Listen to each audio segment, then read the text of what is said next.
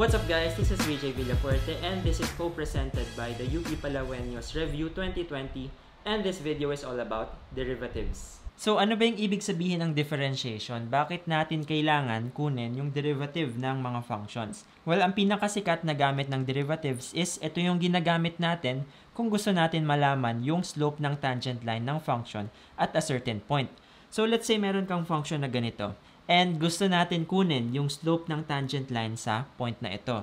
Ngayon, ito yung itsura ng tangent line niya at makukuha yung slope ng line na ito using derivatives. Ngayon, iniisip niyo na siguro na ano ngayon, bakit natin kailangan kunin yung tangent line ng function na to sa point na ito? Well, i-consider nyo yung maximum value ng function na to, which is yung point na ito. Ano sa tingin nyo yung slope ng tangent line sa maximum point niya? Diba mapapansin nyo, ito ay isang horizontal line lang. At ganun din sa minimum point niya. At its minimum point, horizontal din yung slope ng tangent line ng function na ito. At pwede natin gamitin yung concepts ng derivative para malaman kung nasan ba nag-o-occur yung maximum point at yung minimum point ng function na ito.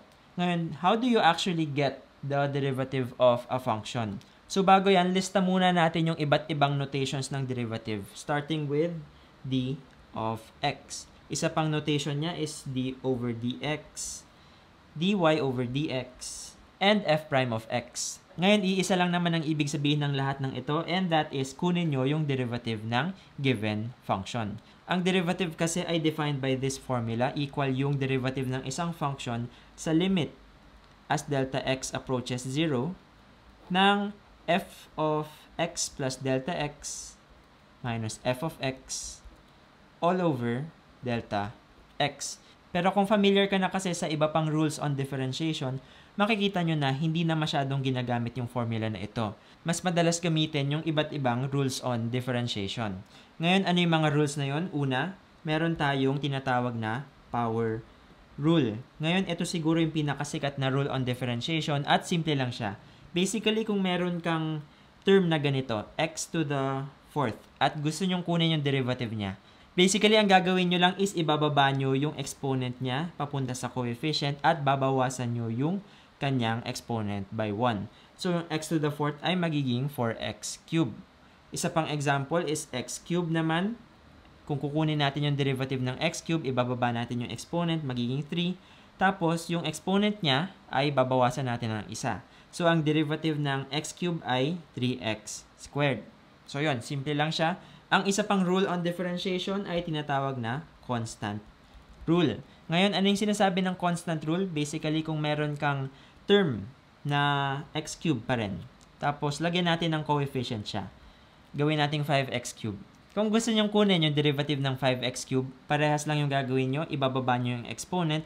Pero since may 5 na siya nakasama, imumultiply nyo na yung 5 at 3. So, ang derivative ng 5x cubed ay 15x squared. And kung pinapahanap yung derivative ng kahit anong constant like 2, pi squared, o kaya 0, ang derivative lang ng lahat ng yan ay equal sa 0.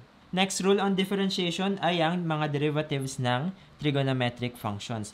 So, ito na yung listahan ng derivatives ng lahat ng trigonometric functions at yes, kailangan nyo talagang i-memorize sila. So, next, meron din tayong rules sa pagkukuha ng derivative ng logarithmic functions. So, once again, ito yung listahan ng mga derivatives ng log functions at i-memorize nyo na rin lang sila. And next, titingnan natin yung mga operations involving derivatives. So, una, titingnan natin kung ano ba yung mangyayari kapag kukunin natin yung derivative ng sum of two functions. Let's say, gusto natin kunin yung derivative ng x to the fifth plus sin x. Ang gagawin nyo lang is kukunin nyo yung derivative ng bawat term separately.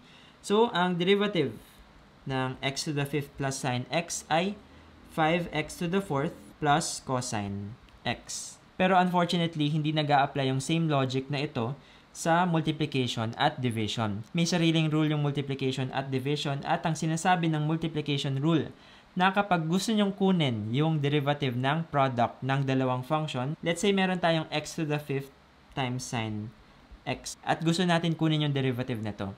Ang gagawin nyo is i-apply nyo yung formula na left d right plus right d left. Basically, kukopyahin nyo lang yung left term niya na x to the fifth Tapos kukunin nyo yung derivative ng right term. So ang derivative ng sin x ay cosine x. At i-add nyo yun sa right term. So sin x times yung derivative ng left term. So yung derivative ng x to the 5th ay 5x to the 4th. And once again, may sariling rule din yung division. And ang sinasabi ng division or quotient rule is that kapag gusto nyong kunin yung derivative ng quotient ng dalawang functions, i-apply nyo lang yung formula na ito na low d high minus high d low over low squared. Ngayon, for example, gusto natin kunin yung derivative ng x to the 5th over sin x. Ang gagawin lang natin is low sin x, derivative ng high, 5x to the 4th, minus high, x to the 5th, derivative ng low, cosine x, all over yung square ng low. So, sin squared x.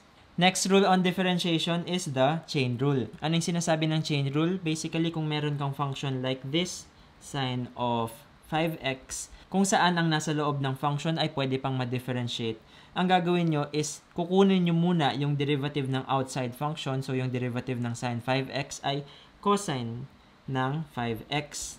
At imumultiply nyo siya sa derivative ng nasa loob. So, cosine 5x times 5. Isa pang example nito is kung gusto natin kunin yung derivative ng e to the x squared, ang gagawin nyo is kunin nyo muna yung derivative ng pinaka-outside na function, which is yung e.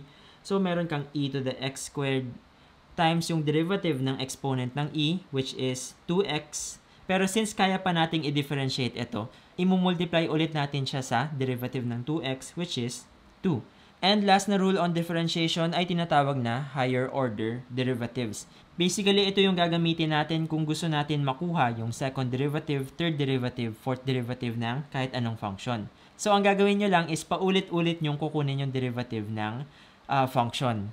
At ang notation dito, kung gusto nyong kunin yung second derivative ng function ay d squared x, d squared over dx squared, d squared y over dx squared, and f double prime of x. So, kung gusto natin kunin yung third derivative ng x to the 5th, paulit-ulit nating i-differentiate yung function na yan.